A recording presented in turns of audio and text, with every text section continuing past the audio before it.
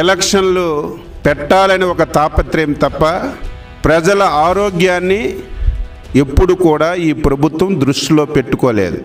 Corona virus నిమిష నిమిషానికి, గంట గంటకి, వారానికి ఈరోజు వ్యాధిగ్రస్తులు పెరుగుతున్నటువంటి సందర్భంలో ఎన్నికలు రద్దు చేయాలని చెప్పి నిర్ణయం తీసుకుంటే దానిని ఇష్టానుసారంగా మాట్లాడారు. చిన్న పిల్లడికి తెలుసు ఎలక్షన్ కమిషన్కి సర్వ అధికారాలు ఉంటాయని.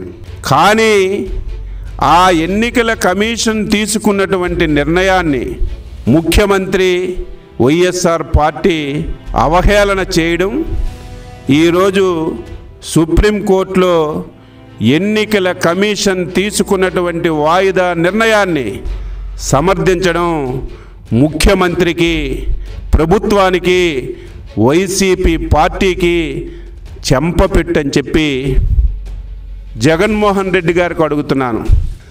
నాకు 151 సీట్లు గెలిచాయి, నేను ముఖ్యమంత్రినా, సుప్రీంకోర్టు చీఫ్ జస్టిస్ ముఖ్యమంత్రిని వాదించినా మనం ఆశ్చర్యపోవాల్సినటువంటి అవసరం లేదు.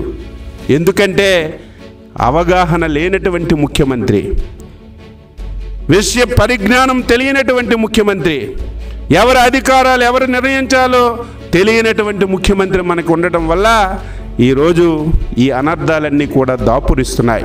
ఎలక్షన్ కమిషన్కి నేను ఒకటే కోరుతున్నాను, మొత్తం ఎలక్షన్లు విధానాన్ని రద్దు చేసి మళ్ళీ ఎలక్షన్లు ఫ్రెష్గా పెట్టమని చెప్పి ఈ సందర్భంగా తెలియజేస్తున్నాను.